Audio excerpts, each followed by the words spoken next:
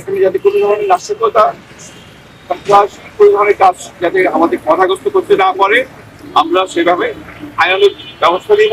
নৌবাহিনীর প্রায় 1/4 আসতে পারে নির্ভীকদের নিরাপত্তার সাথে এসে ভর্তিতে কাজ করবো আন্তরিকভাবে এবং প্রায় 23টি উপজেলা, 3টি থানা আসতে পারে নির্ভীকদের নিরাপত্তার সাথে এসে ভোট দিতে পারেন এবং সুপক্ষ পরিবেশ, এটা আমরা বিশ্বতে বিধান করবো।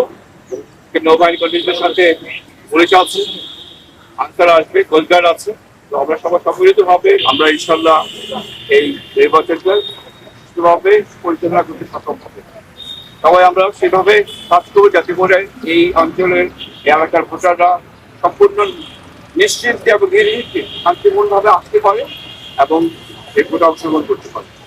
আপনারা সবাই সহযোগিতা করবেন এবং এই ধরনের এখানে যাতে কোনো ধরনের নাশকতা সন্ত্রাস কোনো ধরনের কাজ যাতে আমাদের বাধাগ্রস্ত করতে না পারে, আমরা সেভাবে আইনানুগ ব্যবস্থা নিব যাতে ইলেকশনটা আমাদের জাতীয় নির্বাচন এবং আমাদের এটা একটা জাতীয় দায়িত্ব আমরা পালন করছি।